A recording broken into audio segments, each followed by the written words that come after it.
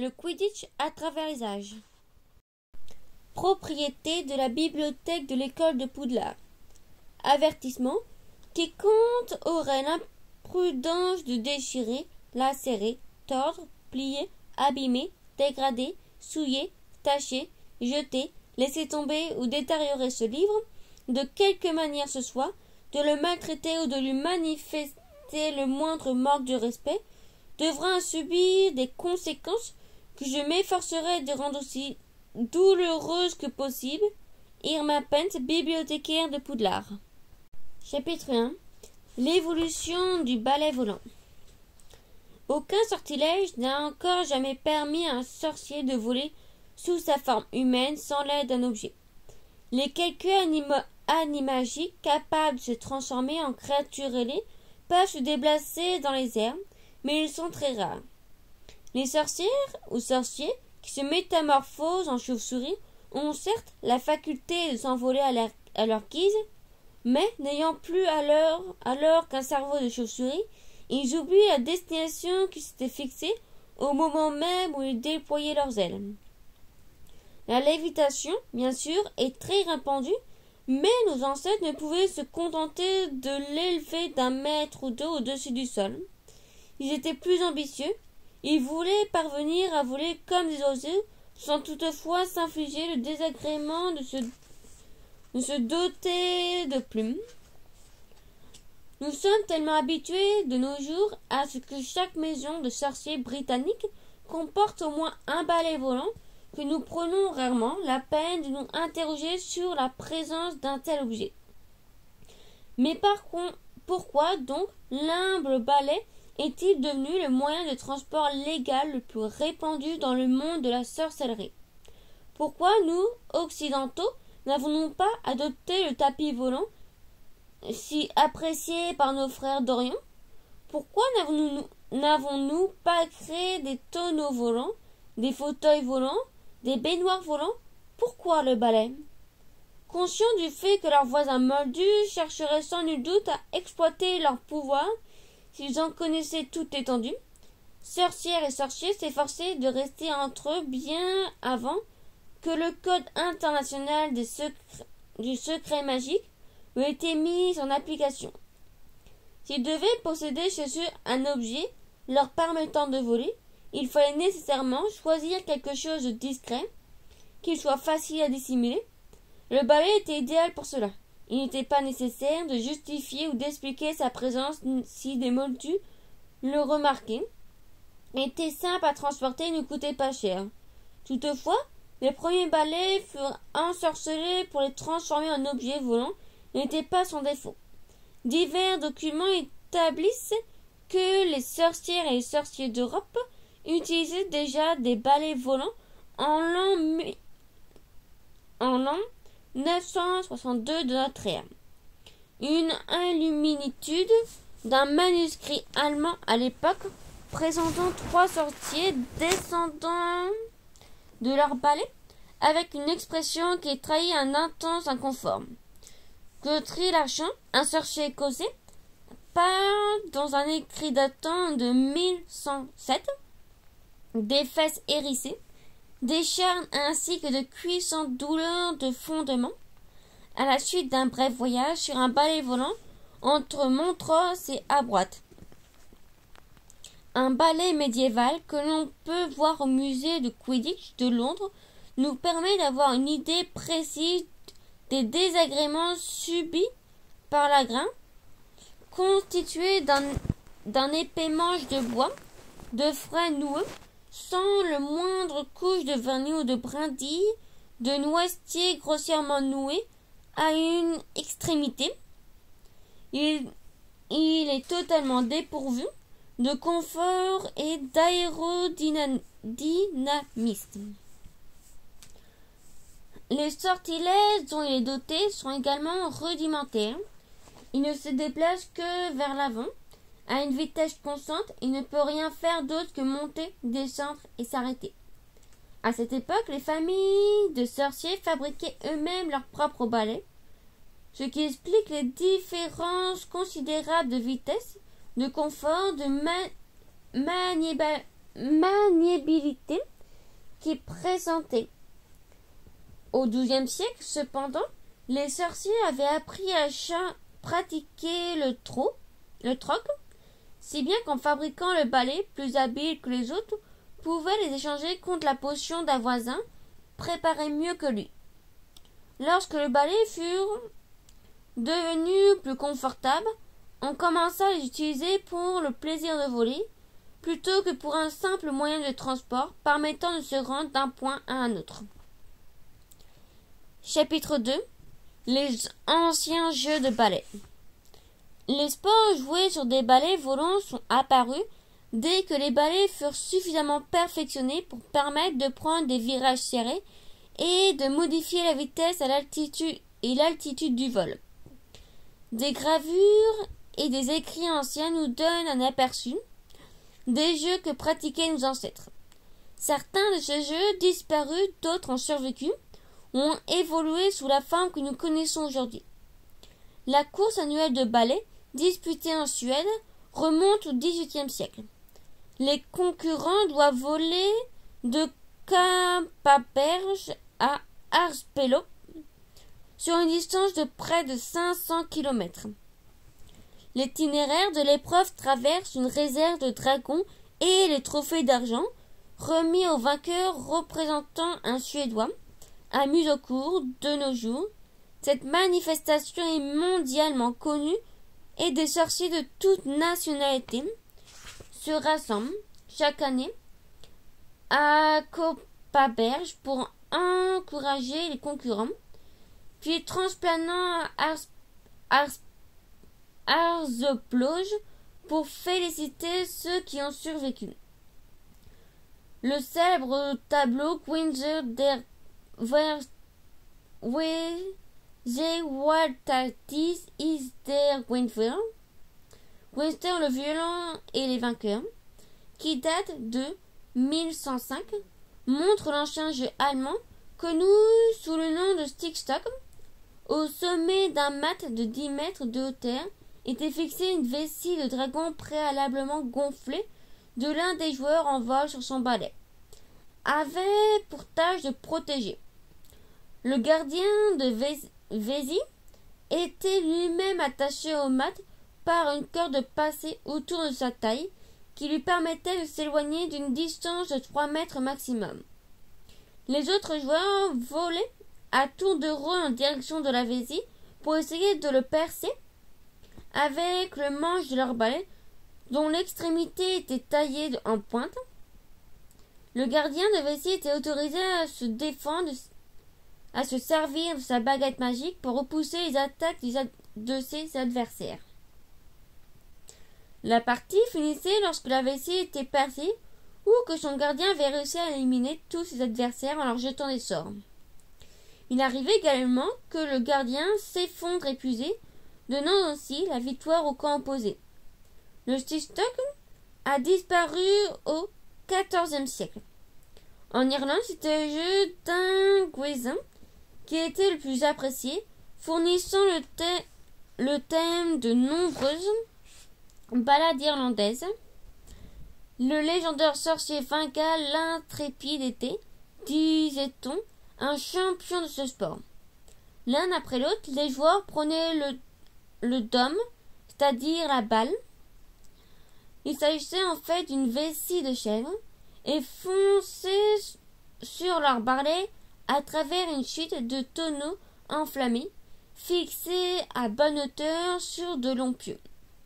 Chaque joueur devait lancer le dôme à travers le dernier tonneau. Celui qui parvenait à le faire dans le temps le plus court et sans avoir pris feu au chemin était déclaré vainqueur. L'Écosse fut le berceau de ce qu'on peut sans doute considérer comme le jeu de balai le plus dangereux, le Croatoken. Ce jeu est décrit dans un poème tragique écrit au XIe siècle en langue gaélique et dont la première strophe peut se traduire ainsi. Ils sont 12 assemblés, des hommes forts et fiers, leurs chaudrons attachés, prêts à prendre les airs, la corne a retenti, ils volent vers le ciel, mais la mort se prépare à frapper 10 d'entre eux. Les joueurs de Creatoken portaient chacun un chaudron attaché sur la tête. Au son d'une corne ou d'un tambour, près d'une centaine de rocs et de pierres ensorcelées, maintenus dans les airs à une trentaine de mètres au-dessus du sol, se mettaient à tomber. Les joueurs de croix-et-token fonçaient alors sur leurs balais pour essayer d'attraper dans leur chaudron le plus grand nombre possible de pierres, considérées par de nombreux sorciers écossais comme le suprême épreuve du courage et de la virilité. Le croix-et-token connut une immense popularité au Moyen Âge, malgré le grand nombre de morts qu'il provoquait. Ce jeu devint illégal en 1762, et bien que Magnus MacDonald, surnommé Tête à Bosse, ait mené dans les années 1960 une campagne pour son rétablissement, le ministère de la Magie a toujours refusé de lever cette interdiction. Le Stompbum, ou Virenvol, était très populaire dans la comté du Devon en Angleterre. Il s'agissait d'une forme de doute rudimentaire, le seul but du jeu étant de faire tomber de leur balai le plus grand nombre possible d'adversaires. Le dernier joueur qui restait en vol était déclaré vainqueur. Le saute-buisson est né dans la comté du Herefordshire comme le Sherry-Stone. Il se jouait avec une vessie gonflée, généralement une vessie de porc. Les joueurs s'asseyaient sur les manches de la position inverse de celle qu'on connaît habituellement et se renvoyaient la vessie par-dessus une aide à l'aide du vaisseau de brindilles de leur balai. Celui-ci ratait la vessie, donnait un point à son adversaire. Le premier joueur à atteindre 50 points remportait la victoire. Le saute-buisson se joue encore en Angleterre, mais n'a jamais connu la faveur d'un très large public. Le strogom, le sport créé initialement dans les marais de Quidditch, allait devenir le plus populaire dans le monde de la sorcellerie. Chapitre 3. Le jeu des marais de Quidditch. Nous devons notre connaissance de l'origine des règles de Quidditch aux écrits de Gerdigalt, une sorcière qui vivait au XIe siècle aux bordures des marais de Quidditch. Fort heureusement pour nous, Gerdigalt tenait un journal, aujourd'hui conservé au musée du Quidditch de Londres. Les extraits que nous reproduisons ci-dessous ont été transcrits en langue moderne à partir du texte original rédigé dans un saxon à l'orthographe défaillante. Mardi, chaude, ces maudits Russes venus de l'autre côté des marais ont repris leur jeu stupide sur le balai volant. Une grosse boule de cuir est tombée dans mes choux. J'ai jeté fort ce maléfice à l'homme qui courait la reprendre. Je voudrais lui mettre les genoux à l'envers et l'envoyer dans les nuées des gros morceaux velus. Mardi, humide, m'en suis allé cueillir des orties. Ces mauvais sots s'abattaient terrifiés sur leur balai. Les ai regardés cachés à couvert d'un roc. Ils ont une nouvelle boule qui lance les uns aux autres. Ils se démènent tels des démons à furie pour la jeter sur les arbres et aux deux bouts des marais. Quelle grande niaiserie en vérité. Mardi venteux, Guénau est venu boire une tisane d'ortie, puis m'a invité à voir une chose propre à nous aboudir. Et nous voilà bientôt devant ces ânes, tout occupés à leur jeu. Ce gros sorcier écossais qui vit sur la colline était là. Ils ont maintenant 2 lourdes pierres qui volent autour d'eux et essayant de les jeter à bas de leur balai. Hélas, nul n'est tombé lorsque je regardais. Quinnog m'a dit qu'elle-même jouait souvent à ce jeu et s'en amusait fort. Je suis retourné à mon logis un grand déplaisir. En dehors du fait qu'elle ne connaissait qu'un seul jour de la semaine, cet extrait nous en prenant beaucoup plus long, on aurait pu le penser.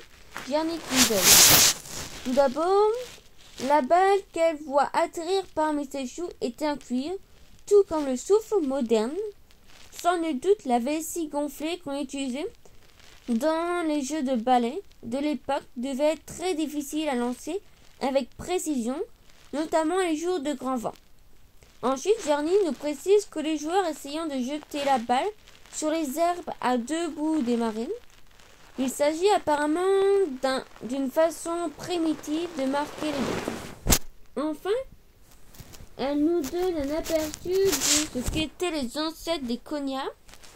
Il était également très intéressant d'apprendre qu'un gros sorcier écossais était présent. Pouvait-il s'agir d'un joueur de Croix-et-Tonkin?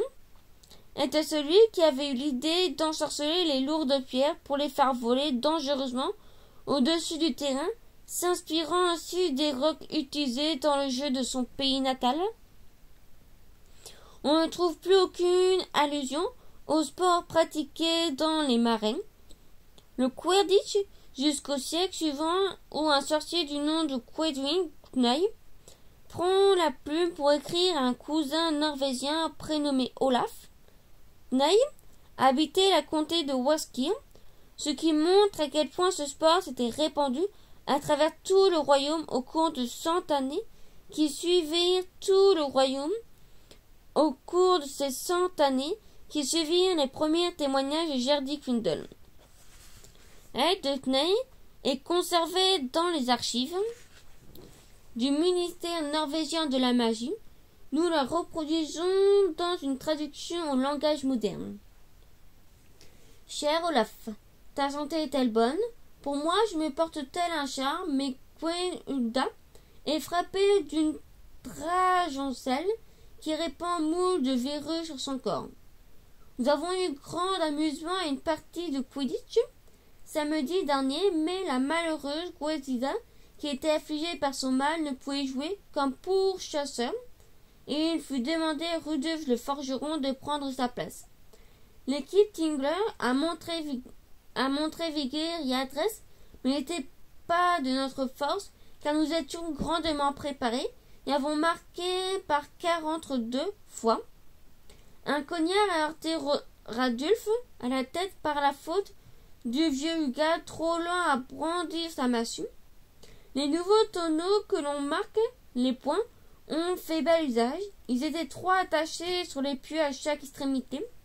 On a à l'auberge, nous les avait donnés et nous a ensuite régalé d'hydromel, sans délier notre bourse pour la raison que nous étions victorieux. Un léger courroux a saisi Gwenita, et mon retour si tardif, j'ai eu à me protéger de quelques rudes maléfices de mes doigts, sont maintenant revenus sur ma main. J'envoie cette missive par mon meilleur époux, avec l'espérance qu'il arrive jusqu'à toi, ton cousin Goodwing. Nous voyons ainsi comme le jeu a progressé en un siècle. Normalement, il était prévu que l'épouse de Goodwing joue au poste de pourchasseur, sans doute l'ancien terme qui désignait les poursuiveurs, le cognard, qui frappa Rudolf le forgeron, aurait dû être détourné par Huga, lequel jouait de toute évidence au poste de batteur, puisqu'il était équipé d'une massue, de buste, le but ne sont plus constitués par des arbres, mais par des tonneaux fixés sur des pieux. Toutefois, il manque encore un élément essentiel, le vif d'or. L'apparition de la 4e balle du Quidditch ne remonte qu'au milieu du XIIIe siècle et se produisit d'une manière bien étrange. Chapitre 4. L'apparition du vif d'or. Depuis le début du XIIe siècle, la chasse au vivet était très répandue dans le monde des sorciers. Le vivet doré est aujourd'hui une espèce protégée, mais, à l'époque, c'était un oiseau commun dans le nord de l'Europe, bien qu'il fût très difficile à détecter pour les moldus, en raison de son exceptionnelle aptitude de se cacher et à l'extraordinaire vitesse de son vol. La taille minuscule du vivet, alliée à sa remarquable agilité au vol et à sa faculté d'éviter les prédateurs, en faisait un gibier très difficile à attraper, et ceux qui parvenaient à le capturer en tiraient d'autant plus des prestiges. Une tapisserie du XIIe siècle, conservée au musée du Quidditch, montre un groupe de sorciers partant à la chasse aux vivets. Dans la première partie de la tapisserie, certains chats sont équipés de filets, d'autres utilisaient des baguettes magiques, d'autres encore essayaient d'attraper l'oiseau à main nue. Une de ces scènes représentée comme on le vivait était souvent écrasée par le chasseur. Dans la dernière partie de la tapisserie, on voit le sorcier qui a réussi à capturer sa proie recevoir un sac d'or. La chasse aux vivets était à bien des égards contestable. Tout sorcier de bon sens ne peut que déplorer la destruction, au nom du sport, de ce petit oiseau paisible. Par surcroît, la chasse aux vivets se pratiquait en plein jour et augmentait de ce fait, plus que toute autre activité extérieure, les risques que les moldus aperçoivent les balais volants. Les conseils des sorciers à l'époque furent cependant incapables de modérer l'enthousiasme succédé par ce sport. En vérité, il apparaît que le conseil lui-même n'y voyait pas grand mal, comme nous allons le constater. La chasse aux vivets finit par croiser le chemin du Quidditch en 1269, lors d'une partie à laquelle assistait le chef du conseil des sorciers en personne, Barberousse Bragg. Nous le savons grâce au témoignage adressé par Madame Modestie Rabnott du Camp à sa sœur Prudence d'Aberdeen. Cette lettre se trouve également au musée du Quidditch. Selon Dame Rabnott, Bragg avait apporté à la partie de Quidditch un vivet enfermé dans une cage en annonçant qu'il offrirait une récompense de 150 gaillons aux joueurs qui parviendraient à attraper l'oiseau au cours de la rencontre. Liaison à Dame Rabnott le soin de raconter la suite. Tous les joueurs s'envolèrent du même élan sans s'occuper du souffle, mais se protéger des cognards. Les deux gardiens abandonnèrent leur panier pour se joindre à la chasse. L'infortuné vivet filait d'un côté à l'autre aux grands efforts pour s'enfuir, mais la foule des sorciers l'empêchait de s'éloigner et lui lançant des sortilèges de repoussement. Tu n'ignores pas, ma bonne Brume, que je pense de la chasse au vivet et quelle furie je deviens quand le gourou me prend. J'ai accouru au milieu du terrain et poussé force clameur. Cher Bragg, cette grande injustice, qu'on laisse libre le vivet et que le noble jeu de Quidditch commence, car c'est pourquoi nous sommes venus. Or, voici que cette brute me répond d'un grand rire et lance sur moi la cage vide. Ma bonne Prue, la fureur m'a fait voir rouge, et ce rouge-là était très vif si tu m'en crois. Alors que le malheureux vivet volait vers moi, j'ai jeté un sortilège d'attraction. Tu sais comme je suis habile en cette matière. Il était facile pour moi d'atteindre ma cible puisque je n'étais pas sur mon balai à cet instant. Le petit oiseau s'est précipité dans ma main, je l'ai abrité dans ma robe et j'ai couru comme une diablesse. Ils m'ont étrapé, mais pas avant que j'ai échappé à la foule et relâché le vivet. Le chef Bragg a été saisi de rage, j'ai bien cru finir en crapaud ou pise, mais par grande chance, ses conseillers l'ont ramené à la raison et j'ai dû payer 10 galions pour avoir été cause de tant d'émotions. Bien sûr, je n'ai jamais possédé 10 galions dans ma vie et j'ai été privé de ma maison pour prix de ma dette. Je voudrais bientôt habiter sous ton toit. Pour chance, ils n'ont pas pris l'hippogriffe. Et je puis te dire, ma bonne Prue, que je n'aurais pas choisi le chef Bragg si le droit d'élire m'avait été donné. Ta sœur qui t'aime, Modestie.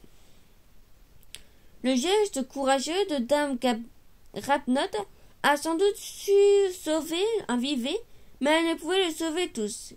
L'idée que le chef Bragg avait eue ce jour-là allait changer à nouveau la nature de Quidditch. des vivets dorés furent bientôt lâchés au début de toutes les parties de Quidditch. Un joueur de chaque équipe, le chasseur, ayant pour unique tâche de l'attraper lorsque l'oiseau était tué. La partie prenait fin et l'équipe du chasseur victorieux se voyait attribuer 150 points supplémentaires en souvenir des 150 galions promis par le chef Bragg. La foule des spectateurs se chargeait d'empêcher le vivet de sortir des limites du terrain en utilisant des sortilèges de repoussement mentionnés par Dame Rabnot. Vers le milieu du siècle suivant, cependant, le nombre du vivet doré avait été tant diminué que le conseil des sorciers qui dirigeait alors Elfidaglag, dont l'esprit était beaucoup plus éclairé, ont fait une espèce protégée, interdisant tout à la fois de le tuer, de l'utiliser lors des parties de Quidditch. Une réserve de vivets fut créée dans les comtés de Somerset, à laquelle on donnant le nom de Modesty Rabnot, où l'on chercha alors frénétiquement un substitut à l'oiseau pour pouvoir continuer à jouer au Quidditch comme auparavant. L'invention du vif d'or a attribué à un sorcier le nom de Boyman White de Godric Hall, tandis que, à travers tout le pays, les équipes de Quidditch cherchaient les oiseaux de substitution. White, qui était un habile ensorceleur de métaux, entreprit de créer une balle imitant le comportement et la façon de voler du vivet d'or. Ces efforts furent couronnés de succès, comme en témoignent les nombreux rouleaux de parchemin qu'il laissa à sa mort, aujourd'hui propriété d'un collectionneur privé, et qui connaît la liste des commandes reçues de tout le pays. Le vif d'or ainsi que Boymon appela son invention était une balle de la taille d'une noix qui pesait exactement le même poids qu'un vivet. Ses ailes d'argent étaient équipées de jointures rotatives qui imitaient les articulations de l'oiseau. Il lui permettait de changer de direction avec les mêmes vitesses fulgurantes et la même précision que son modèle vivant. À la différence du vivet, toutefois, le vif d'or avait été ensorcelé de cette sorte qu'il ne puisse dépasser les limites du terrain. On peut affirmer que l'introduction du vif d'or a marqué la fin du processus d'évolution commencé 300 ans plus tôt dans le marais de Quidditch. Ce fut le véritable naissance de Quidditch. Chapitre 5. Précautions anti-moldus. En 1398, le sorcier Zacharia Lorrayon acheva les premières descriptions complètes du jeu de Quidditch et commençait par souligner la nécessité d'établir des règles de sécurité anti-moldus pendant le déroulement des parties. Tu choisiras des landes désertes, éloignées des habitations moldues, et tu t'assureras qu'on ne peut pas te voir lorsque tu t'envoles sur ton balai. Les sortilèges repousse moldus seront utiles si tu te sers d'un même terrain durablement. Il est aussi recommandé de jouer la nuit plutôt qu'en plein jour. L'excellent conseil de Lorrayon n'avait sans doute pas toujours été suivi. C'est ce que nous pouvons déduire de la décision du Conseil des sorciers qui interdit en 1362 de jouer au Quidditch au moins de 80 km d'une ville.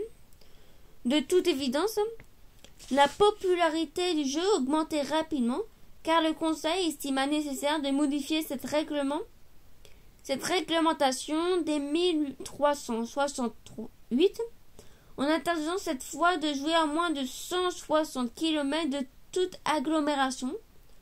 En 1419, le Conseil publia le décret dont la formulation restait célèbre et qui interdisait de jouer au Quidditch en quelque endroit où existe le plus petit danger qu'un moldu en soit le témoin, ou alors nous verrons si l'on peut jouer avec autant d'aise enchaîné au mur d'un cachot.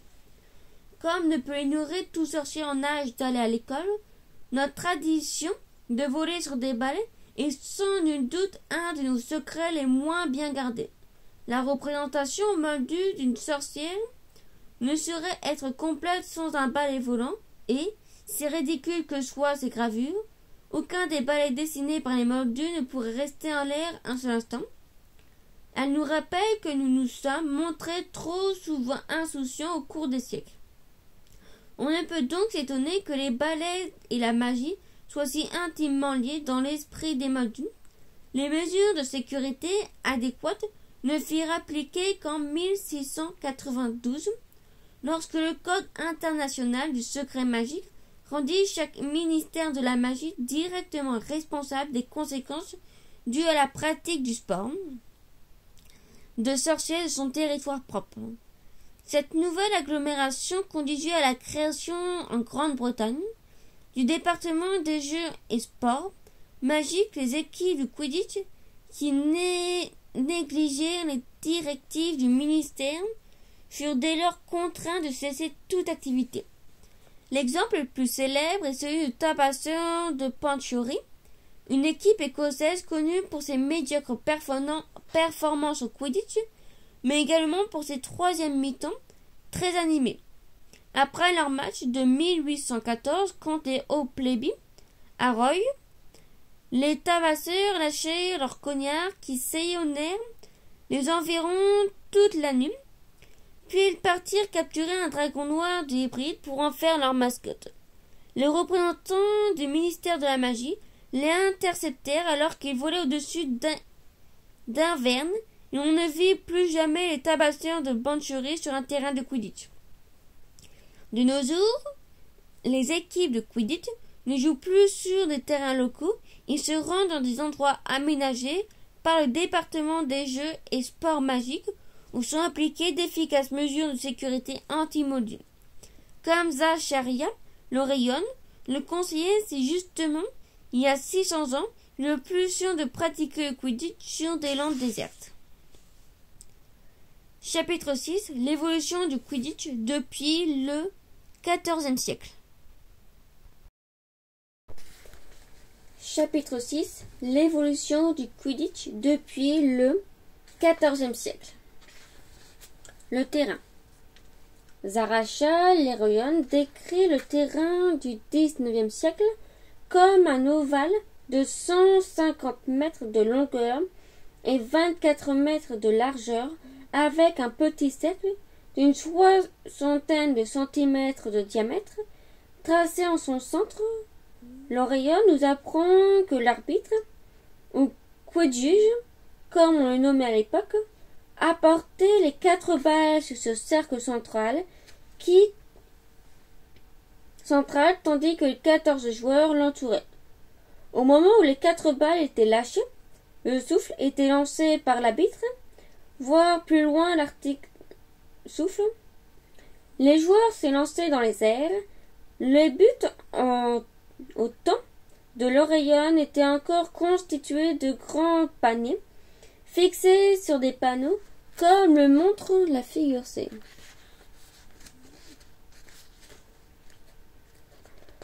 En 1620, Quintal Unfraville publia un ouvrage intitulé Le noble sport des sorciers, dans lequel on pouvait voir un schéma représentant un terrain au XVIIe siècle.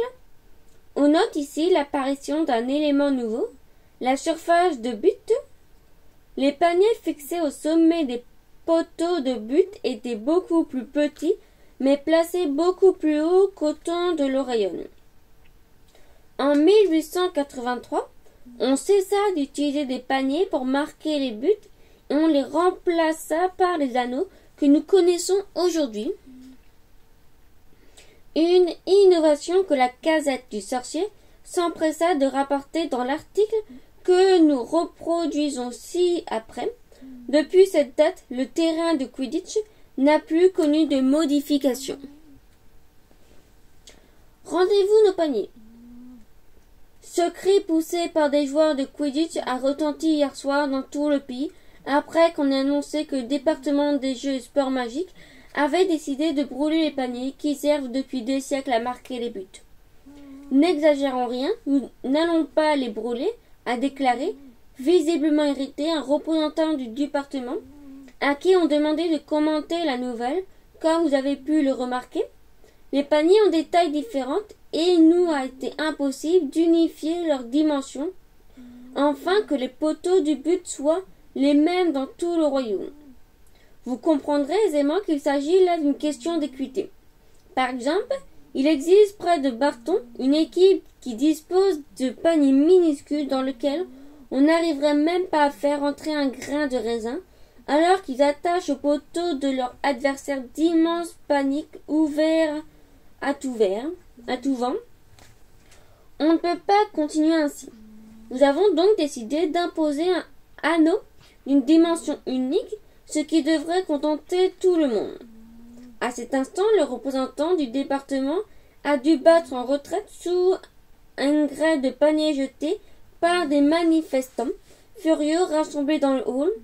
Bien que la responsabilité des vieux accidents qui se sont ensuivis ont été rejetés sur des agitateurs gobelins, il ne fait aucun doute que les amateurs de Quidditch du royaume tout entier portent ce soir le deuil de leur jeu préféré tel qu'ils l'ont connu jusqu'à présent. Ce ne sera plus pareil sans les paniers, nous a déclaré avec tristesse un vieux sorcier au visage ridé. Je me souviens, quand j'étais gamin, on y mettait le feu au panier pendant le match. C'était pour s'amuser, mais on ne pourra plus faire ça avec des anneaux. On ne va plus rigoler comme avant. La Casette du sorcier, 12 février 1883. Les balles. Le souffle. Comme nous l'avons vu dans le journal de Certy, Kindle, le souffle, des premiers temps qui était en cuir, c'était la seule des 4 balles du Quidditch à ne pas être ensorcelée. Il s'agissait d'une simple balle de cuir conçue, souvent équipée d'une lanière, car on devait l'attraper et la lancer d'une seule main.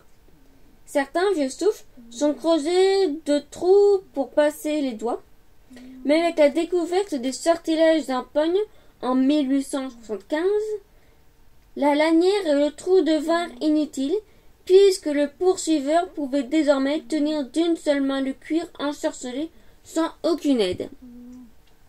Le souffle moderne a un diamètre de 30 cm et ne comporte plus aucune couture. Il reçut pour la première fois sa couleur écarlate à l'hiver 1711, après une rencontre qui eut lieu dans une forte pluie, au cours de laquelle le souffle se confondait avec la boue chaque fois qu'il tombait par terre. Les poursuiveurs étaient d'ailleurs de plus en plus agacés par la nécessité de plonger continuellement vers le sol pour récupérer le souffle lorsqu'un joueur le manquait, et c'est ainsi que peu après ce changement de couleur, une sorcière du nom de Daisy Bénéfole eut l'idée d'ensorceler le souffle de telle sorte que sa chute soit considérablement ralentie, comme s'il s'enfonçait dans l'eau. Les poursuiveurs avaient alors le temps de la rattraper avant qu'il touche le sol. Le souffle de Pénince folle est celui qu'on utilise encore aujourd'hui. Les cognards. Les premiers cognards ou connoirs étaient, comme nous l'avons vu, de simples pierres volantes. À l'époque de Zaracha l'Héroïne, le seul progrès avait consisté à les tailler en forme de balles. Ces pierres présentaient cependant un inconvénient majeur.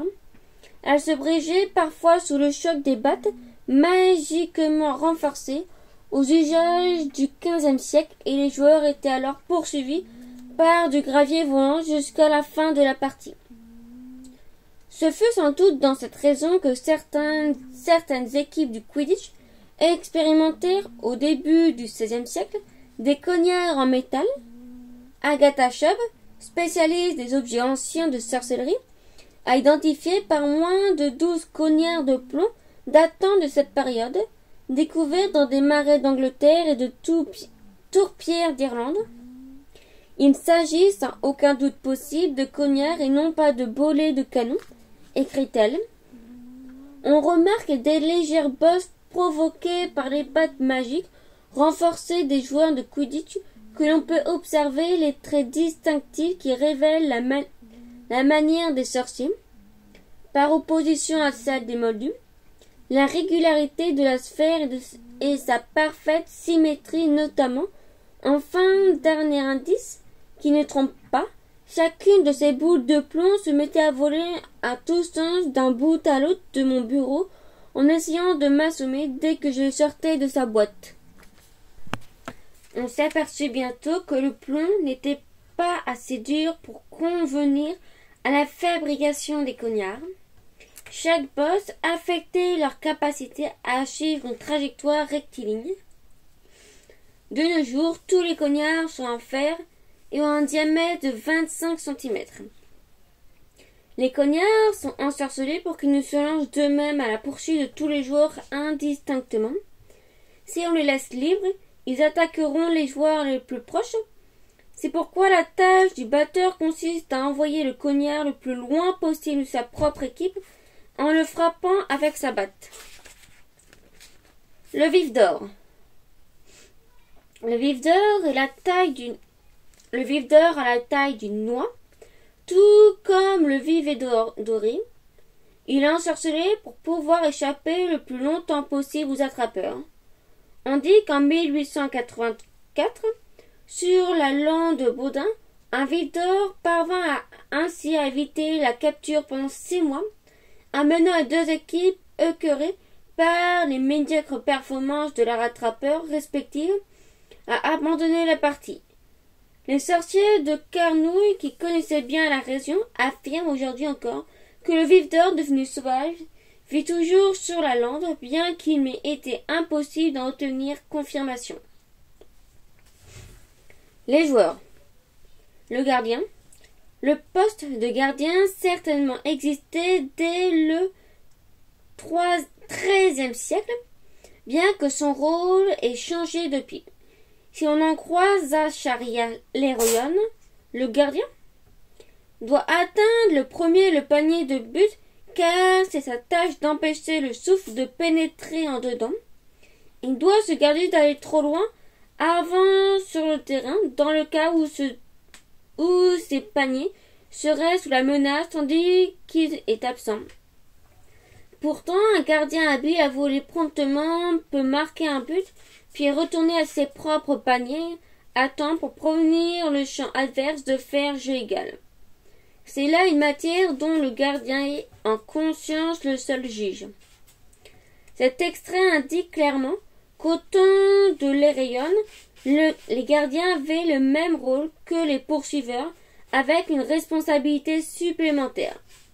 Ils avaient donc le droit de se déplacer sur toutes les longueurs du terrain et de marquer des buts. En 1620, cependant, à l'époque où Quentu Umfraville écrivait « Les nobles sports des sorciers », la tâche du gardien avait été simplifiée. On avait ajouté les surfaces des buts et le gardien devait rester dans leurs limites pour protéger leur panier tout en conservant le droit d'en sortir lorsqu'il s'agissait d'intimider les poursuiveurs de l'équipe adverse ou d'intercepter leurs tirs. Les batteurs. Le rôle des batteurs a un peu changé.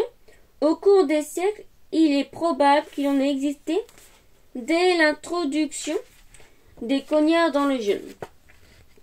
Leur fonction essentielle consiste à protéger leurs coéquipiers de l'attaque des cognards, ce qu'ils font à l'aide des battes. Les batteurs n'ont jamais eu pour tâche de marquer les buts et il n'existe aucune indication laissant supposer qu'ils aient jamais eu à toucher au souffle. Les batteurs doivent faire preuve d'une grande force physique pour repousser les cognards. Aussi est-ce un poste qui, plus que tout autre, a été généralement occupé par des sorciers plutôt que par des sorcières. Les batteurs doivent aussi posséder un sens de l'équilibre particulièrement développé, car il leur est parfois nécessaire de lâcher le manche de leur balai pour repousser un cognard en tenant la batte à 2 mains. Les poursuiveurs. Le poste de poursuiveur est le plus ancien des Quidditch, le jeu n'ayant consisté à l'origine qu'à marquer le but. Les poursuiveurs se lancent le souffle les uns aux autres, ils font gagner 10 points à leur équipe chaque fois qu'ils arrivent à les faire passer à travers l'un des anneaux de but. Le seul changement significatif dans le rôle de poursuiveur se produit en 1884, un an après que les paniers de but auraient été remplacés par des anneaux. Une nouvelle règle fut alors introduite, stipulant que seuls les poursuiveurs en possession du souffle avaient le droit de pénétrer dans la surface du but. Si plus d'un poursuiveur y était présent, le but était annulé. Cette règle était destinée à interdire le stotting ou stasbut, c'est-à-dire la manœuvre pour laquelle deux poursuiveurs pénétraient dans la surface du but en écartant brutalement le gardien pour dégager un anneau et permettre au troisième poursuiveur de marquer. Les réactions à cette nouvelle règle furent rapportées par la Casette du Sorcier à l'époque. Nos poursuiveurs ne trichent pas. Telle a été la réaction stupéfaite des amateurs de Quidditch d'un bout à l'autre du royaume lorsque la pénalité de stocking, ainsi que la nommée, fut énoncée hier soir par le département des jeux et sorts magiques. Les exemples du stocking ont été en nette augmentation ces temps derniers, nous ont déclaré visiblement exaspéré un représentant du département. Nous estimons que cette nouvelle règle permettra d'éviter les blessures graves dont les gardiens ont souvent été victimes. Désormais, au lieu de courir le risque d'être brutalisé par 3 poursuiveurs pénétrant en même temps dans la surface de but, le gardien n'aura plus face à lui qu'un seul poursuiveur, ce qui est beaucoup plus juste et devrait contenter tout le monde. À cet instant, le représentant du département a dû battre en retraite tandis que la foule en colère le bombardait de souffles. Des sorciers de département de la police magique ont alors dispersé la foule qui menaçait de faire subir au ministère lui-même une séance de stogging. Nous avons vu un enfant de 6 ans au visage couvert de taches de son parti en pleurant. « Ça me plaisait beaucoup le stogging, a-t-il déclaré en sanglotant à la Casette du Sorcier. Mon père et moi on aime bien voir les gardiens se faire aplatir. Je n'irai plus au match de Quidditch. » La Casette du Sorcier, 22 juin 1884. Les attrapeurs. Généralement sélectionnés parmi les joueurs les plus légers, les plus rapides, les attrapeurs doivent être dotés d'une vue perçante et avoir également la capacité de voler en tenant la manche d'une seule main, ou en le tenant pas du tout, étant donné leur rôle crucial dans l'issue d'un match, puisque la capture du vif d'or peut si souvent arracher la victoire ou abîme de la défaite. Les attrapeurs sont la cible désignée des mauvais coups de leur adversaire, tout en bénéficiant de l'immense prestige et du charme qui s'attache à leur traditionnelle virtuosité au vol. Ce sont généralement les joueurs qui subissent les pires blessures. Sortez l'attrapeur est le premier règle de livre de Brutus Gringoire, la Bible du batteur. Les règles du jeu. Les règles suivantes ont été établies par le département des jeux au sport magique lors de la fondation en 1750. 1. Aucune restriction n'est imposée à l'altitude qui peut atteindre un joueur durant un match. En revanche, il lui est interdit de dépasser les limites du terrain. Si l'un des joueurs franchit ces limites, son équipe doit aussitôt donner le souffle au camp adverse. 2. Le capitaine d'une équipe peut demander un temps mort en s'adressant à l'arbitre. C'est le seul moment où les joueurs ont le droit de mettre pied à terre au cours d'un match. Le temps mort peut atteindre 2 heures si le jeu a déjà duré plus de 12 heures. Si l'une des deux équipes ne revient pas sur le terrain à l'issue de ces 2 heures, elle est aussitôt disqualifiée. 3. L'arbitre peut imposer des pénalités à l'encontre de l'une des équipes. Le poursuiveur qui tire le pénalité devra voler depuis le cercle central vers la surface de but. Tous les joueurs autres que le gardien de l'équipe adverse doivent se tenir à l'écart pendant le tir de pénalité. 4. Le souffle peut être arraché des mains du joueur qui le tient, mais on ne peut pas en aucun cas saisir un joueur adverse par quelque partie du corps que ce soit. 5. En cas de blessure, il n'y aura pas de joueur remplaçant. L'équipe poursuivra le match sans le joueur manquant. 6. Il est permis de détenir une baguette magique sur le terrain à la condition qu'il n'en soit fait aucun usage, en quelque circonstance que ce soit, contre un joueur de l'équipe adverse, ou contre son balai, contre l'arbitre, contre l'une des balles ou contre un spectateur. Un match de 7 Un match de Quidditch prend fin lorsque le vif d'or a été attrapé ou par consentement mutuel des capitaines des deux équipes. Les fautes. Les règles sont faites bien entendu pour être violées. Le département des jeux et sports magiques ont recensé 700 fautes possibles au Quidditch et l'on sait qu'elles ont toutes été commises au cours du même match lors de la finale de la première Coupe du Monde qui a lieu en 1473. La liste complète de ces fautes n'a cependant jamais été rendue publique auprès des sorciers. Le département considère en effet que cette liste pourrait donner des idées aux sorcières et sorciers qui la consulteraient. Pour ma part, j'ai eu le privilège d'assister aux documents relatifs à ces fautes pendant que je faisais mes recherches en vue d'écrire ce livre et je puis confirmer que leur publication n'apporterait aucun bien. 90% des fautes répertoriées sont de toute façon impossibles à commettre tant que sera maintenue l'interdiction de faire usage d'une baguette magique contre l'équipe adversaire. Cette interdiction fut décidée en 1538. Parmi les 10% de fautes qui restent, on peut affirmer sans crainte de se tromper que la plupart d'entre elles ne viendraient pas à l'idée du plus déloyable des joueurs de Quidditch.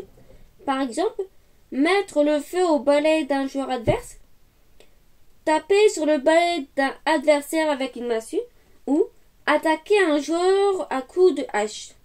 Cela ne signifie pas que les joueurs de Quidditch actuels ne violent jamais les règles. On trouvera ci-dessous 10 fautes communes, les termes officiels désignant chacune de ces fautes au Royaume-Uni est indiqué dans la première colonne avec son terme équivalent dans notre langue. Nom au check, équipe, tous les joueurs, description, saisir la queue d'un balai pour ralentir ou gêner un adversaire, voler dans l'intention de provoquer une collision, accrocher la manche à balai d'un adversaire avec le sien pour l'obliger à changer de direction, les batteurs uniquement, frapper un cognard en direction de la foule, provoquant ainsi un arrêt de jeu pendant que les officiels se précipitent pour protéger les spectateurs, utiliser parfois des joueurs peu scrupuleux pour empêcher un poursuiveur adverse de marquer. Tous les joueurs, usage excessif des coups contre un adversaire, les gardiens uniquement, faire passer une partie quelconque de son anatomie à travers un anneau de but pour repousser le souffle, le gardien est censé protéger le but en se postant devant l'anneau et non derrière. Les poursuiveurs uniquement. Avoir toujours la main sur le souffle lorsqu'il traverse l'anneau de but, le souffle doit toujours être lancé. Les poursuiveurs uniquement.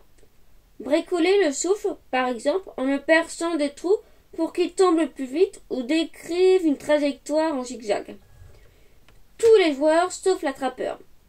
Toucher ou saisir le vif d'or alors qu'on ne joue pas au poste attrapeur. Les poursuiveurs uniquement. Le fait pour plusieurs poursuiveurs d'entrer en même temps dans la surface de but. Les arbitres. Il fut un temps où l'arbitrage des matchs de Quidditch ne pouvait être confié qu'aux sorcières et aux sorciers les plus téméraires. Zacharia Lerion nous raconte qu'un arbitre de Norfolk, du nom de Cyprien Wattel, trouva la mort au cours d'une rencontre amicale entre des sorciers locaux en 1357. L'auteur du sortilège ne fut jamais arrêté, mais on pense qu'il s'agissait d'un spectateur.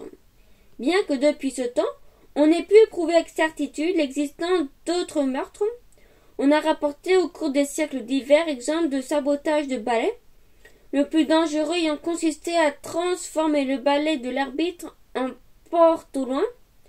Le malheureux se volatilisait ainsi au milieu du match pour ne réapparaître qu'au bout de plusieurs mois au fin fond du Sahara. Le département des jeux et sports magiques a imposé des mesures de sécurité très strictes concernant les balais des joueurs et, fort heureusement, ce genre d'incident est devenu extrêmement rare. L'arbitre de Quidditch efficace se doit d'être beaucoup plus qu'un expert en matière de vol sur balai.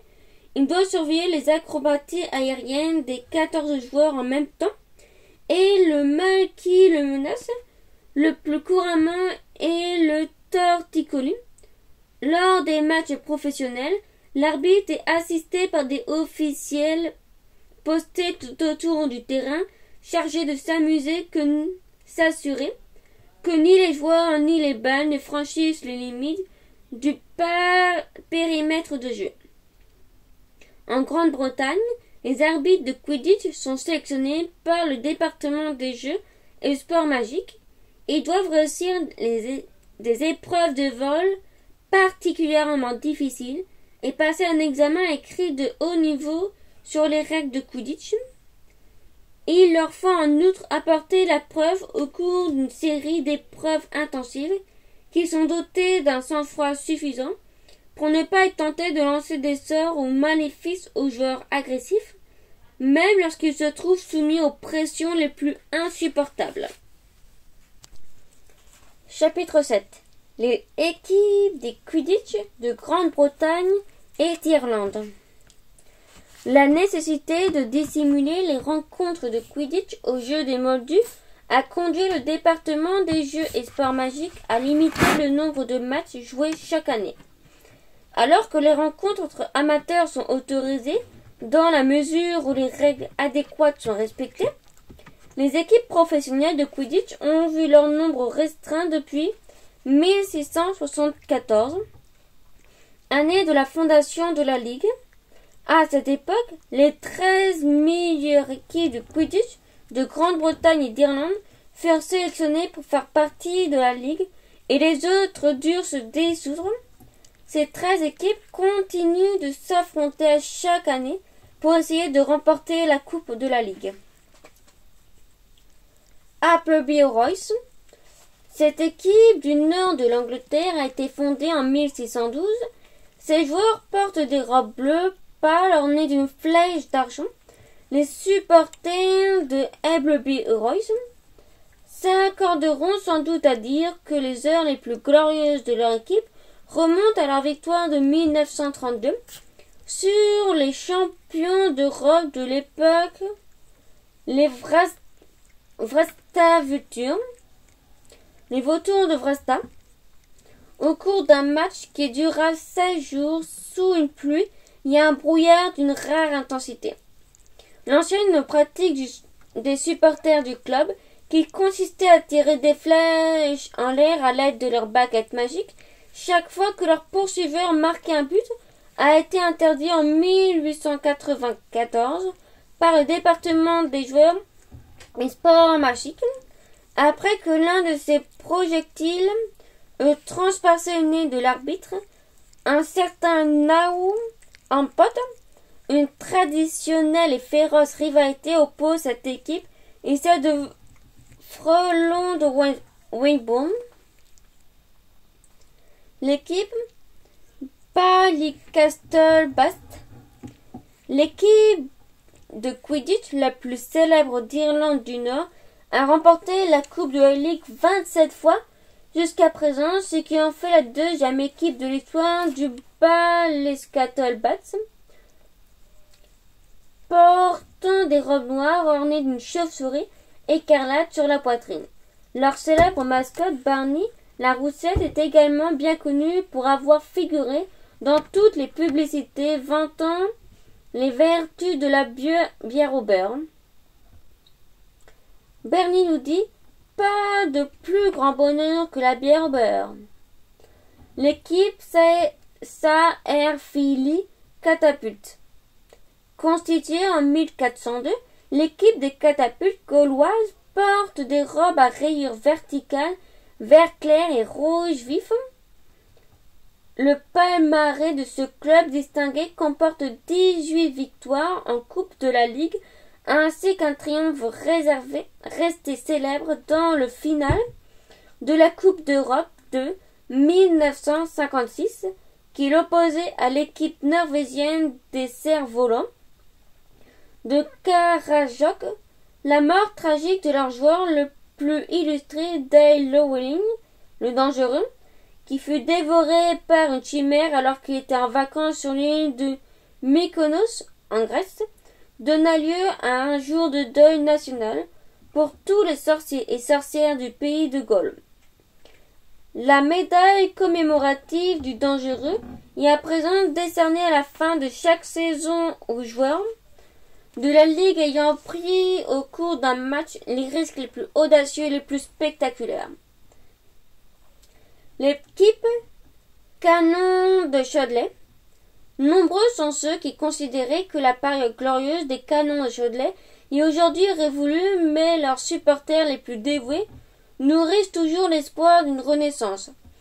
Les Canons ont gagné la Coupe de la Ligue 21 fois, mais leur dernière victoire remonte à 1892 et leurs performances au cours du siècle passé n'ont guère été brillantes. Les Canons de Chaudelet portent des robes orange vives ornées d'un boulet de canon en pleine course et de 2 C noirs. La devise de leur club qui était « Nous vaincrons » est devenue à partir de 1972 « Croisons les doigts et gardons espoir ». L'équipe Club de Flaquemart, fondée en 1163, le club de Flaquemart est la plus ancienne équipe de la Ligue. Flaquemart compte 22 victoires en Coupe de la Ligue et 2 triomphes en Coupe d'Europe. L'hymne de l'équipe repoussait les terribles connières et lançait droit le souffle a été récemment enregistré par la sorcière chanteuse Célestina Moldubec au profit de l'hôpital Saint-Mongouste pour les maladies et blessures magiques. Les joueurs de Flaquemart portent les robes bleu marine décorées de 2 joncs d'or croisés, emblème du club. L'équipe Falmont-Falcon. Les Falcons portent des robes gris foncé et blanc ornées d'une tête de faucon sur la poitrine. Ils sont connus pour leur jeu brutal, une réputation à laquelle ont largement contribué leurs batteurs bien connus dans le monde entier, Kevin et Carl Broadmoor, qui ont fait partie de l'équipe de 1958 à 1969 et dont les frasques leur ont valu pas moins de 14 suspensions prononcées par le département des jeux et sports magiques. La devise du club est « Remportons la victoire, mais si nous ne pouvons gagner, il y aura quelques craintes fêlées. » L'équipe Frelons de Winbourne. Les Frelons de Winbourne portent des robes à rayures horizontales, jaunes et noires, ornées d'un frelon sur la poitrine, fondée en 1312. L'équipe des Frelons a remporté 18 fois la Coupe de la Ligue et a été à 2 reprises demi-finaliste en Coupe d'Europe. On dit que leur nom vient d'un incident regrettable survenu au cours d'un match contre les Appleby Royce, disputé au milieu du XVIIe siècle. Un de leurs batteurs, passant devant un arbre situé en bordure du terrain, aperçut parmi les branches un nid de frelons, qui projeta d'un grand coup de batte en direction de l'attrapeur de Appleby Royce, lequel dut se retirer du jeu après avoir été victime de terribles piqûres. Les joueurs de Winbourne remportèrent la victoire et adoptèrent par la suite comme emblème les frelons qui leur avaient porté chance. Leurs supporters, que l'on surnommait les piqueurs, ont coutume d'émettre un bourdonnement sonore pour troubler la concentration des poursuiveurs adverses lorsqu'ils tirent leur pénalité. L'équipe Only Heed Harpy. Les Only Heed Harpy sont un très ancien club gaulois, fondé en 1203, unique parmi les équipes de Quidditch du monde entier du fait que ses joueurs ont toujours été des joueuses. Les robes des Harpies sont vertes foncées avec une serre dorée sur la poitrine. On s'accorde généralement à reconnaître que les matchs au cours duquel les Harpies remportaient la victoire sur les Heidelberg Harriers en 1953 fut l'une des plus belles rencontres de Quidditch qui ait jamais eu lieu, disputée 7 jours durant. Le jeu arriva enfin à son terme lorsque l'attrapeuse des Harpies, Glenys Griffith, réussit une spectaculaire capture du vif d'or. À l'issue du match, le capitaine des Harriers, Rudolph Lefranc, descendit de son balai et, dans une scène restée célèbre, demanda en mariage son homologue de l'équipe adverse, Gwendoline Morgan, qui répondit à sa proposition en l'assommant avec son Brasse-dur 5. L'équipe Kemar Kestrel, cette équipe irlandaise fondée en 1291 est mondialement connue pour les spectacles endiablés qu'offrent traditionnellement les farfadets qui leur tiennent lieu de mascottes et les talentueux joueurs de harpe qui comptent leurs supporters, les Kestrel, portent des robes vert émeraude ornées de 2 K, jaune brodé dos à dos sur la poitrine. Doran O'Hara, leur gardien de 1947 à 1960, a été par 3 fois capitaine de l'équipe nationale d'Irlande et c'est à lui qu'on doit l'invention de l'attaque au faucon.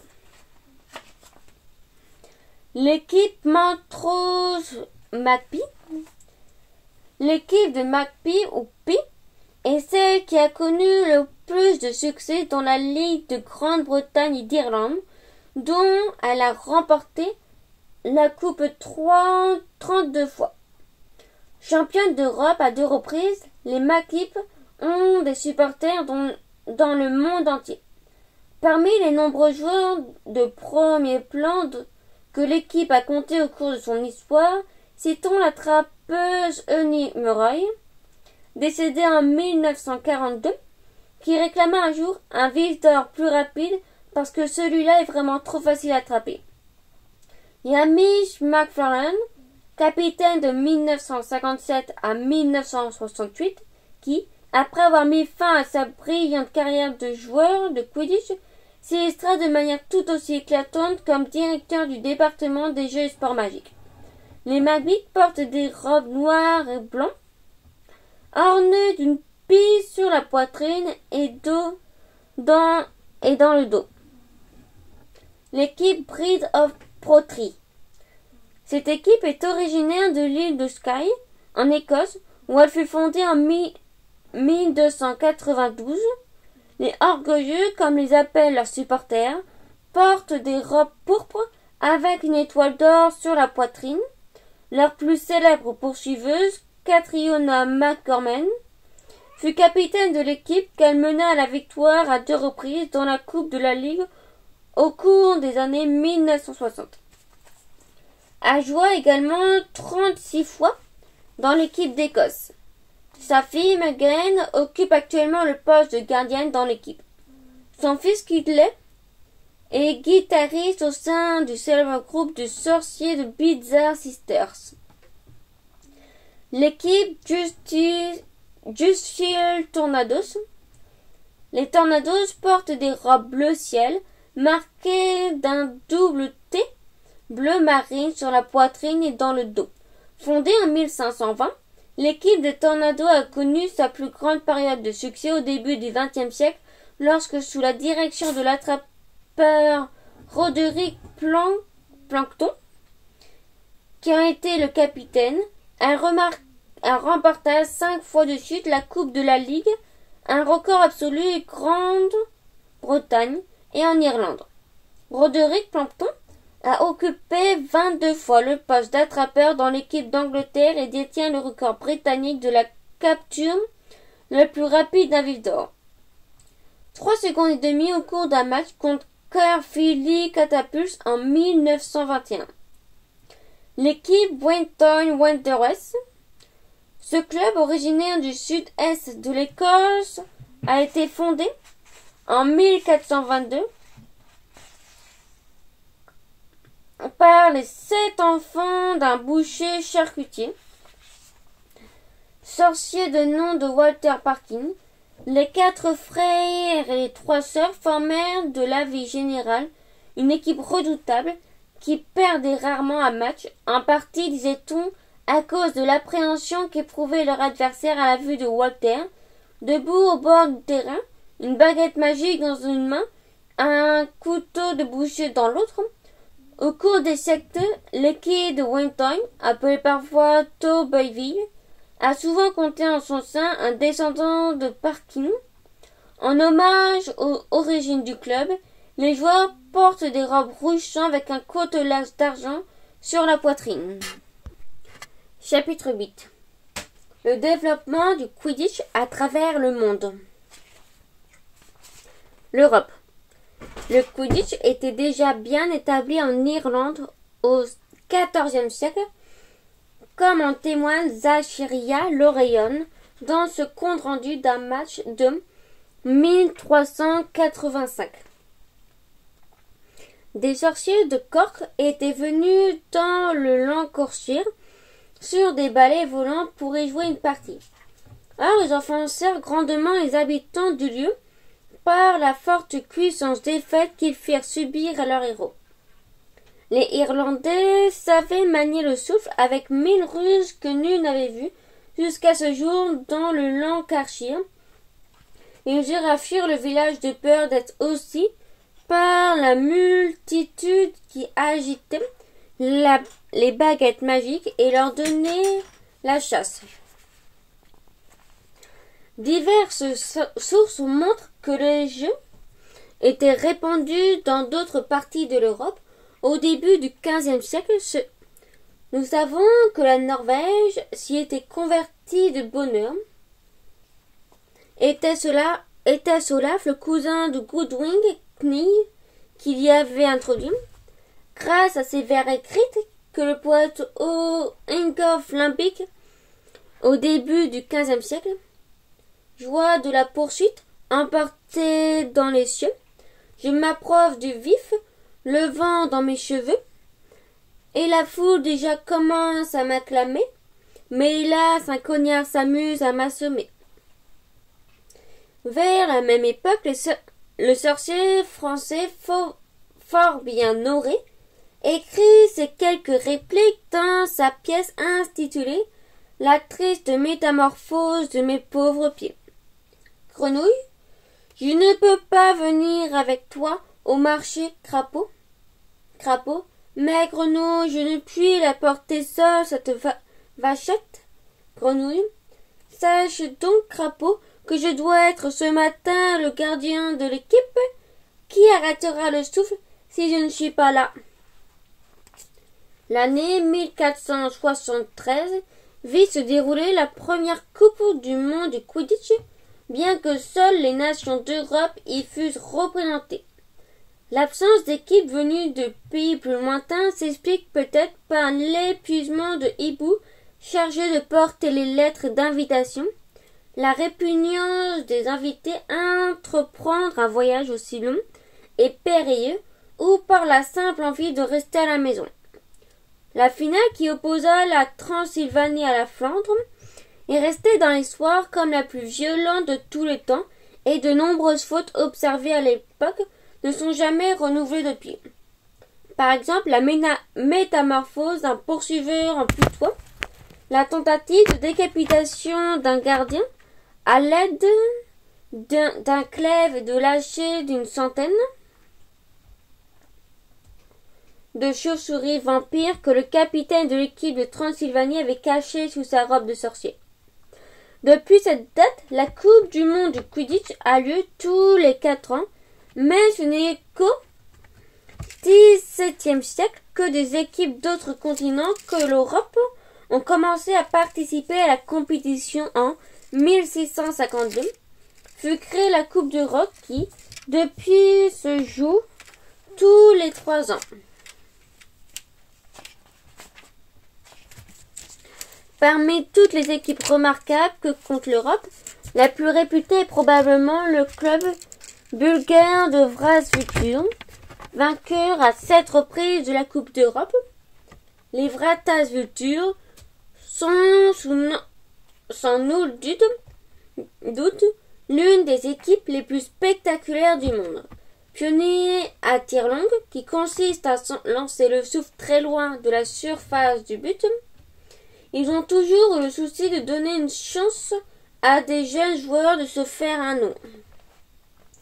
En France, le Kimberou coiffe le buncher, tape souffle de Quiberon, fréquentes vainqueurs de la Coupe de la Ligue, sont réputés pour leur style flamboyant autant que pour leur robe de rose criarde. En Allemagne, on trouve les Heidelberg Harry, dont les joueurs, à en croire le célèbre commentaire de Darren O'Hara, capitaine de l'équipe nationale d'Irlande, sont plus féroces à 2 fois plus intelligents qu'un dragon. Le Luxembourg, qui a toujours été un pays brillant en matière de Quidditch, nous a donné les Bougainville Bombers, bien connus pour leur stratégie offensive et dont le nombre de buts marqués les place parmi les meilleurs. Le club portugais de Braga Boomfleet est récemment accédé au niveau le plus élevé grâce à un système particulier innovant de marquage de batteurs. Enfin, l'équipe polonaise de Grodzi Gobelins a donné l'attrapeur que l'on peut raisonnablement considérer comme le plus inventif du monde, Joseph Krączki. L'Australie et Nouvelle-Zélande. On raconte que le Quidditch fut introduit en Nouvelle-Zélande peu avant le début du XVIIe siècle par une expédition de botanistes qui s'était rendue là-bas pour découvrir les plantes et les champignons magiques. Un soir, au terme d'une longue journée de labeur passée à cueillir des échantillons, les membres de l'expédition décidèrent de se rendre un peu en faisant une partie de Quidditch sous le regard stupéfait des sorciers locaux. Le ministère de la magie néo-zélandais dut sans nous doute consacrer beaucoup de temps et d'argent à empêcher les moldus de découvrir les œuvres d'art dans lesquelles les Maoris de l'époque montraient clairement des sorciers blancs en train de jouer au Quidditch. Ces peintures et ces sculptures sont aujourd'hui exposées au ministère de la magie Wellington. On estime que la pratique du Quidditch en Australie remonte au XVIIIe siècle. L'Australie offre un territoire idéal aux joueurs de Quidditch grâce aux grandes étendues inhabitées de l'intérieur du pays où l'on peut facilement aménager des terrains. Les équipes des Antipodes ont toujours enthousiasmé le public européen qui apprécie particulièrement leur rapidité et leur sens du spectacle. Parmi les meilleurs, citons les Moutoramakei, dont les robes rouges, jaunes et bleues sont aussi célèbres que Flamèche, leur phénix mascotte. Les Tandelara, Thunderers et les Wollongo Warriors ont dominé la Ligue australienne pendant près d'un siècle.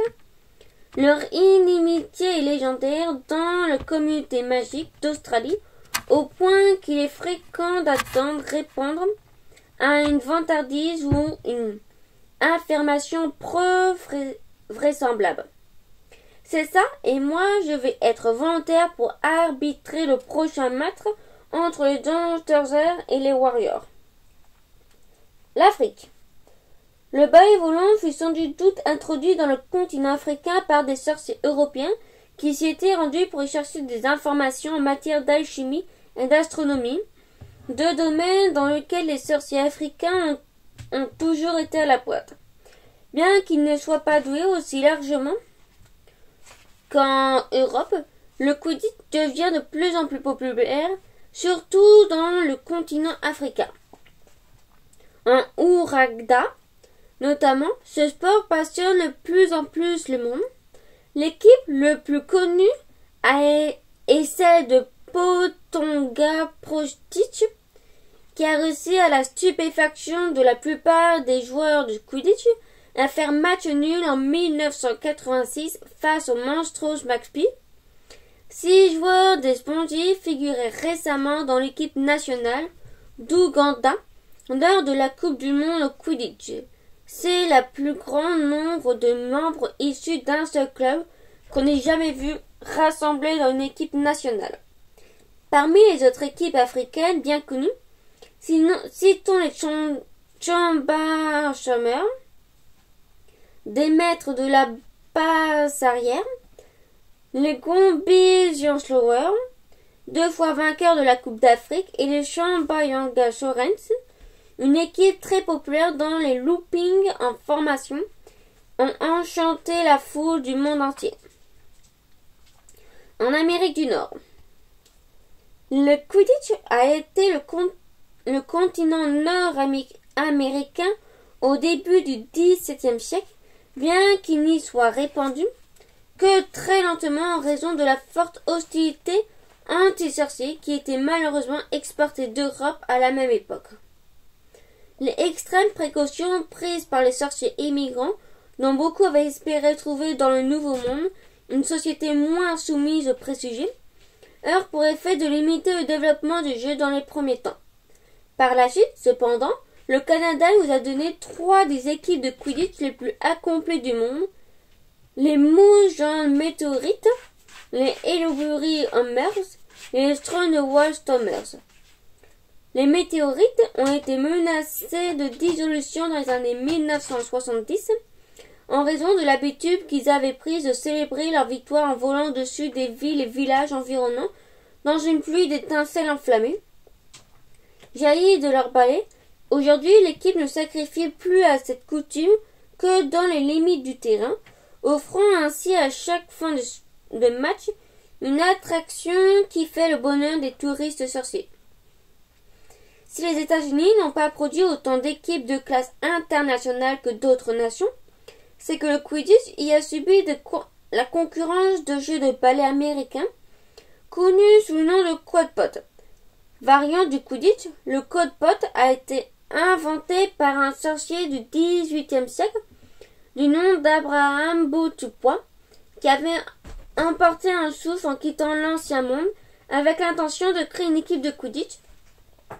L'histoire dit que, au cours du voyage, le souffle du Boutupoi entra par inadvertance en contact avec sa baguette magique à l'intérieur de sa malle.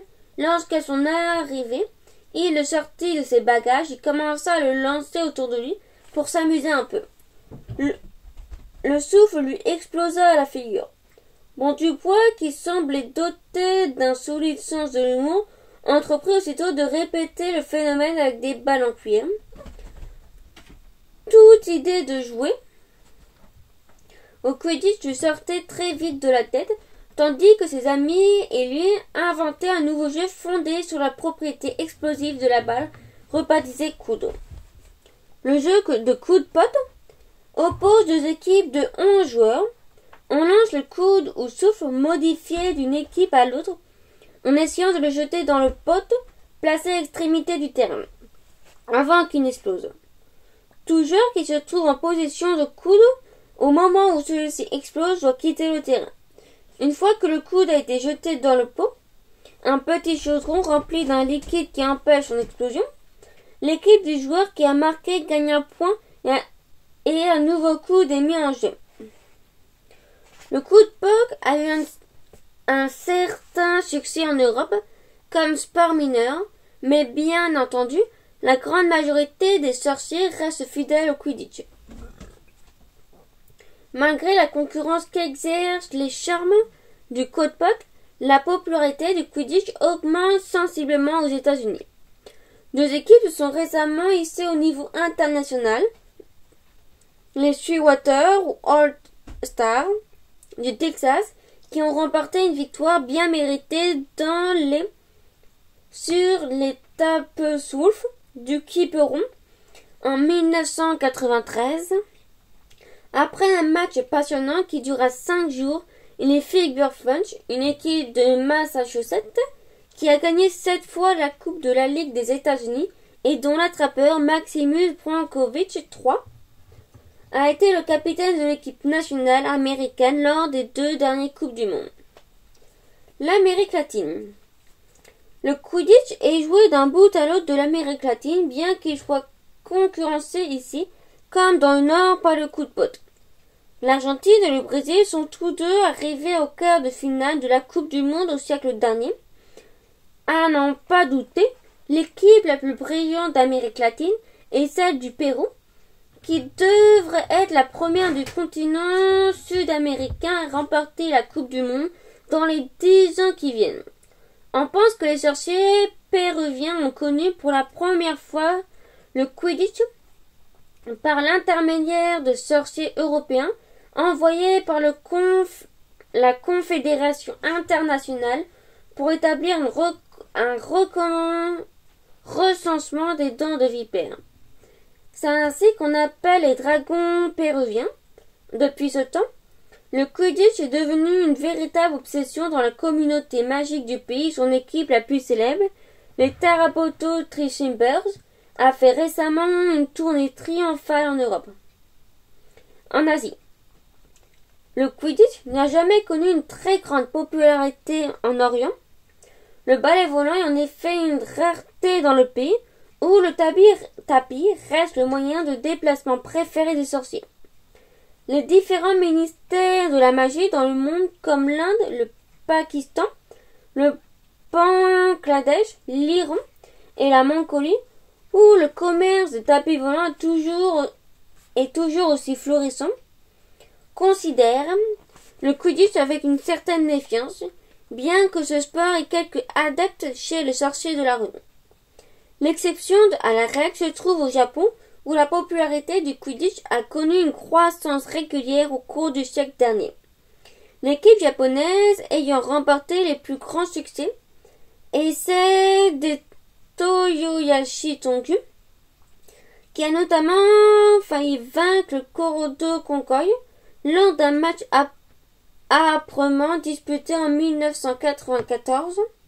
La pratique cérémonielle japonaise qui consiste pour l'équipe perdante à mettre le feu à ses balais est cependant peu appréciée par la commission des Quidditch de la Confédération internationale des sorciers, qui considère qu'il s'agit là de gaspillage injustifié d'un bois d'excellente qualité. Chapitre 9. Le développement du ballet de course. Jusqu'au début du XIXe siècle, le Quidditch s'est joué sur des balais de tous les jours, de qualité variable. Ces balais représentaient un progrès considérable par rapport à leurs ancêtres médiévaux. L'invention du sortilège de consignage par Elliot Smegwick en 1820 constitua un très grand progrès en permettant de rendre les balais beaucoup plus confortables. Toutefois, les balais du XIXe siècle ne permettaient généralement pas d'atteindre des vitesses très élevées et se révélaient souvent difficiles à contrôler à haute altitude. Ces balais étaient façonnés à la main par des artisans expérimentés, mais tout à présent d'admirable qualité esthétique. Ils offraient rarement des performances à la hauteur de leur élégance. Un bon exemple est donné par Lojkash 79,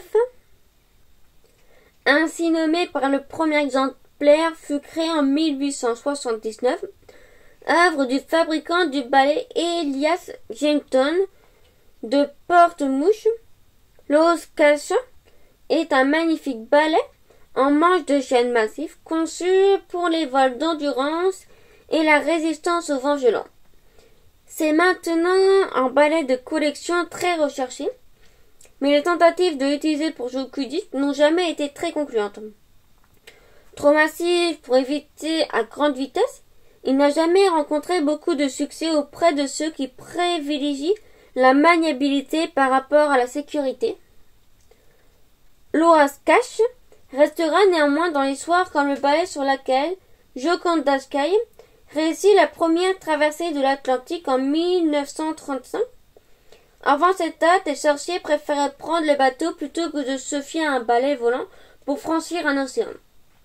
Le transplanage devient peu sûr au-delà d'une certaine distance et seuls les sorciers les plus habiles peuvent prétendre y avoir recours pour changer de continent. Le Mont Trimmer, créé en 1901, par Claudie Bouby, a représenté un bond en avant dans la construction des balais et, pendant longtemps, ce modèle effilé aux manches de freine fut très demandé par les équipes de Quidditch. Le principal avantage de Moose Trimmer par rapport aux autres balais était sa capacité à atteindre des hauteurs plus élevées que jamais et de rester contrôlable à de telles altitudes. Claudie Bouby ne fut pas en mesure de produire son balai en quantité suffisante pour satisfaire tous les joueurs de Quidditch qui en réclamaient. L'apparition d'un nouveau balai, le Silver Roy, ou Flèche d'argent, fut alors bienvenue. Ce modèle, véritable précurseur du balai de course, atteignait des vitesses très supérieures à celles du Mont Trimmer ou de Hostgass, jusqu'à 110 km/h par vent arrière. Mais là encore, il s'agissait d'une production artisanale assurée par un seul sorcier, Léonard Jaskies, et la demande dépassa rapidement l'offre. La grande avancée eut lieu en 1926, lorsque les frères Bob, Bill et Barnaby Oleton fondèrent la compagnie des balais produits. Leur premier modèle, appelé Clayship 1, ou le Brosdur 1, fut produit en des quantités jamais vues auparavant et présenté sur le marché comme un balai de course spécialement conçu pour un usage sportif. Doté d'un rayon de baccage inconnu jusqu'alors, le Brosdur eut aussitôt un succès considérable et, en l'espace d'une année, tous les joueurs de l'équipe de Quidditch du pays en furent équipés.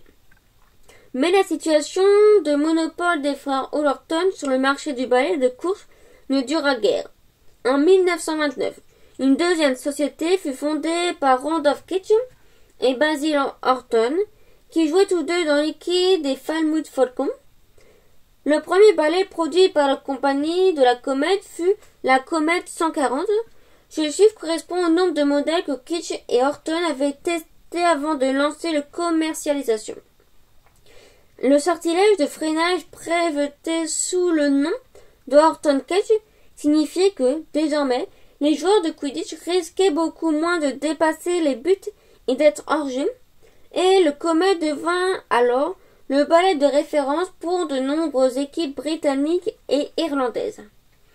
Tandis que la rivalité Brosdur-Comet s'intensifiait, marquée notamment par la sortie de nouveaux modèles Brosdur 2 et 3, respectivement en 1934 et 1937, et celle du Comet 180 en 1938, d'autres fabricants du balai firent leur apparition dans toute l'Europe. Le Thunderblast fut lancé sur le marché en 1940. Produit par la compagnie Larby de Spudmore, le Thunderblast est un balai hautement résistant, bien qu'il n'ait jamais atteint la vitesse des comètes et des brosures. En 1952, Larby de Spudmore crée un nouveau modèle de Schwitzwig, Manchevich, plus rapide que le Thunderblast. Les Schwitzwig a cependant tendance à perdre de la puissance en montée, n'a jamais été utilisé par les équipes professionnelles de Quidditch. En 1955, la compagnie des balais universels produisait l'étoile filante, le balai de course le moins cher du marché. Malheureusement, après avoir connu un succès immédiat, l'étoile filante montre quelques faiblesses. Avec le temps, ce modèle avait en effet tendance à perdre de la vitesse, de l'altitude, et la compagnie des balais universels ferma ses portes en 1978.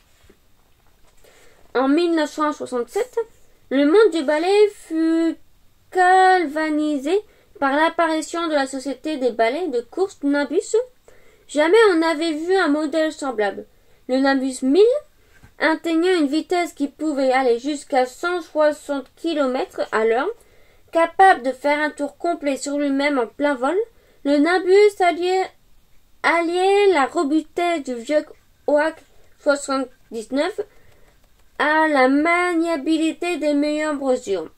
Il devint aussitôt le balai préféré des équipes professionnelles de Quidditch dans toute l'Europe et les modèles suivants 1001, 1500 et 1700 ont valu à la société de ballet de course Nimbus de demeurer au premier rang.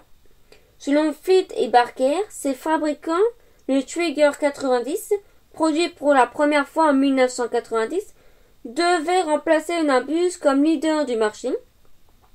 Mais bien qu'il bénéficie d'une finition de haute qualité et de nouveaux gadgets, tels un sifflet d'alarme et un correcteur de trajectoire intégré dans la brosse, le Trigger a tendance à subir des torsions lorsqu'il vole à la vitesse élevée et il a acquis le peu flatteuse réputation d'avoir pour adepte des sorciers mieux pourvus de gaillons qu'en bon sens. Chapitre 10. Le Quidditch aujourd'hui. De nos jours, le Quidditch continue d'enthousiasmer jusqu'à l'obsession ses nombreux adeptes du monde entier. Quiconque achète un billet d'entrée à un match de Quidditch est assuré d'assister à une rencontre de grande qualité entre des joueurs d'exception. À moins bien sûr que le vif d'or ne soit attrapé dans les 5 premières minutes du match, auquel cas les spectateurs se sentent quelque peu frustrés. Rien ne saurait mieux le démontrer que la description des figures complexes mises au point au cours des siècles par des sorcières et sorciers soucieux de pousser leur exploit toujours plus loin. Voici quelques-unes de ces figures. Attaque au faucon. Les poursuiveurs sont disposés en triangle comme la pointe d'une flèche et volent ensemble vers le but. Cette figure est généralement pour effet d'intimider les joueurs adverses et de les forcer à s'écarter. Bludger backbait. Mouvement par lequel un batteur frappe un cognac d'un revers de batte, l'envoyant derrière lui et, non pas devant comme il est d'usage. Difficile à réaliser avec précision, mais très efficace pour jeter la confusion chez l'adversaire. Double terre défense. Les deux batteurs frappent le cognard en même temps pour lui imprimer un surcroît de puissance. Le cognard lance alors sur l'équipe adverse une attaque plus vigoureuse. Double Eiglop. Figure de défense, le double 8 est généralement exercée par le gardien contre la pénalité tirée par l'équipe adverse. Elle consiste à serpenter en très grande vitesse entre les 3 anneaux le but pour repousser le souffle. Fin de Porskoff.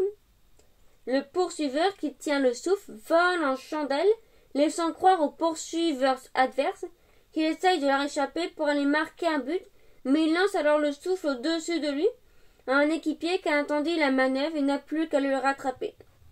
Cette figure, qui exige une parfaite coordination des trajectoires, doit son nom à la poursuiveuse Petrova Perskov. Fin de Moncré. L'attrapeur fonce en piqué comme s'il venait d'apercevoir vif d'or tout en bas, puis arriver presque au ras du sol et remonte soudainement aux chandelles. Cette figure a pour objectif d'inciter l'attrapeur de l'équipe adverse à exécuter le même mouvement, mais en s'écrasant à terre faute d'avoir redressé à temps. C'est l'attrapeur polonais Joseph Moncré qui a donné son nom à cette feinte. Parkin Spencer, aussi nommé en hommage au fondateur des Woodstock Wanderers, à qui on attribue l'invention de cette figure.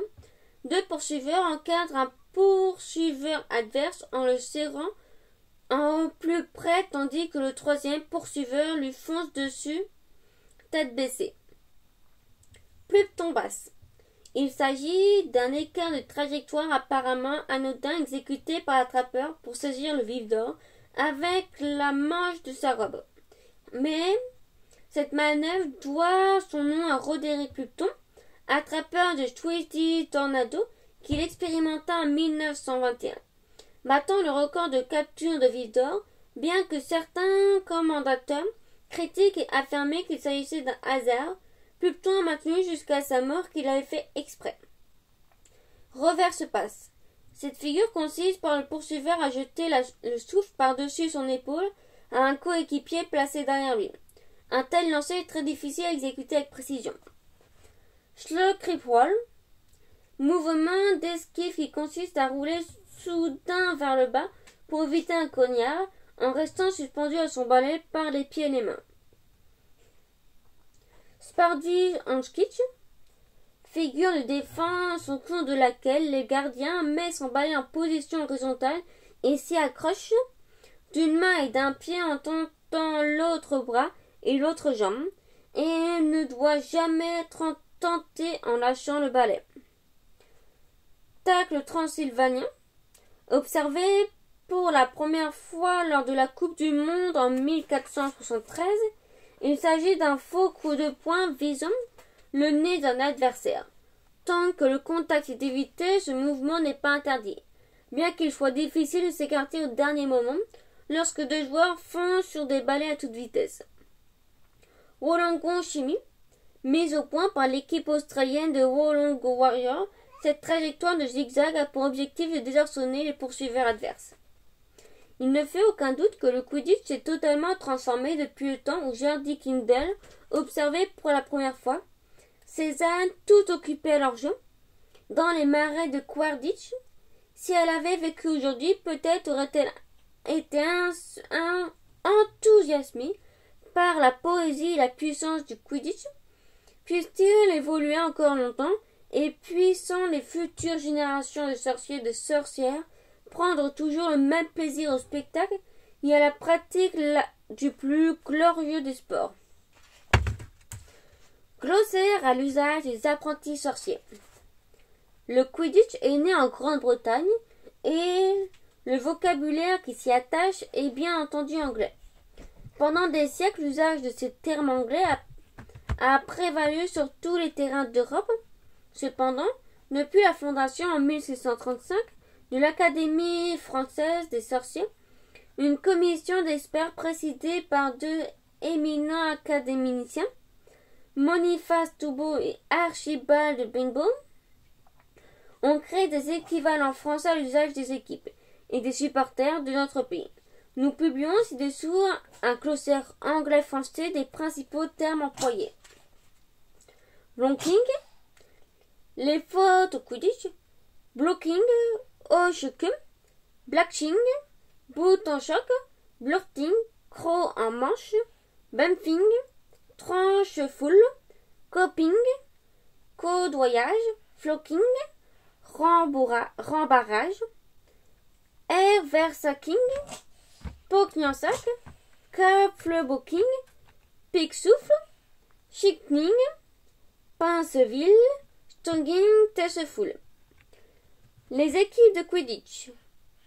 Flèche d'Appleby, chauve-souris de Paliscadel, bombardier de Beaconville, balai de Braga, catapulte de Goarfili, canon de Chidle, faucon de Falmouth, chardonnay de Filbourg, tueur de Jean de Gomy, gargouille de Caradoc, gobelin de Grosy, marteau de Houibury, busin de Wedover, harpie de Holywood, Chryserel et Kemar, pied des Montrose, météorite d'original mâchoire, Ara de Motoara, fier du manche de Pontoga, orgueil de Potré, club de Fauquemar, tape-sol de Quiperon, assaillant de Stanowal, rayon de soleil de Sand Bayonga, racine de Tarapota, enchanteur de Champa, foudroyeur de Tinderla, tornade de Studil, vautour de Froitra, vagabond de Winstag, frelon de Winbor, guerrier de Wollongong. Les balais de course. Les balais cités dans cet ouvrage ne sont pas toujours commercialisés sous le même nom en Grande-Bretagne et en France. Voici les équivalences des marques qui permettront au lecteur de s'y retrouver s'il souhaite faire l'achat d'un balai.